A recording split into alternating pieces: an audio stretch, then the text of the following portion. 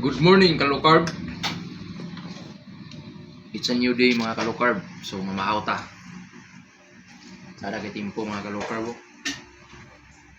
So nag-prepare sa akong misis na ni mga Kalukarb. Kung dahon mga Kalukarb. Nagkakawat may silingan mga Kalukarb.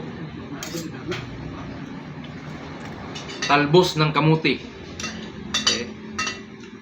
So source of fiber ni siya mga Kalukarb. Kaya po siya nakapod ni siya rich in calcium. Rich in calcium. Ini kuan pagid siya mga Kalukarb. Pwede ni siya kaning mag-regulate sa imong blood pressure mga Kalukarb. Broccoli mga Kalukarb. Rich in fiber mga Kalukarb. Rich in fiber mga Kalukarb. Sabi daghan ang benefits sa mga Kalukarb. Hindi na ako isa-isahon mga Kalukarb. Basta balo mo sa broccoli mga Kalukarb. Pampababa sa atong sugar mga Kalukarb. Ang ampalaya. So, ako kayo ni katabang sa ato. Especially mga diabetic mga Kalukarb. So, ibaba niya atong sugar. So, reminder mga Kalukarb. Magmais na pud ko. So, napod magbas na ko na ni karon kay nagkaon na po kong mais. 1 cup mais mga Kalukarb. So, sa dili ka na magtanawa ng anak ko yung mais. So, skip lang ninyo ang video. Okay. Ako man yung strategy mga Kalukarb. Hindi mo kunayo. Tawad tayo chicharon mga Kalukarb. Source of fats. Kinanglan nato na yung mga Kalukarb. Ang chicharon or fat sa atong low carb diet. Tawad tayo bulad mga Kalukarb. Bakay mga Kalukarb.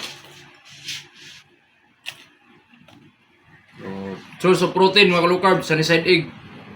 So daghan-daghan kaya atong preparation ko mga Kalukarb do, 1 meal a day siguro to karon mga Kalukarb. Madala nato ni 1 meal a day kay daghan kayong gi-prepare mga Kalukarb. Then birch tree, no added sugar, full cream milk. Nahon na to ning talbos ng kamuti mga Kalukarb. Nahon na ta mga Kalukarb. Gutom na po mga Kalukarb.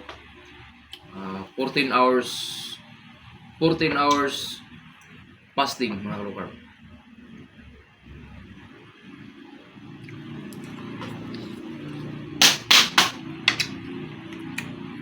Pwede ko kuloy mga Kalukarb.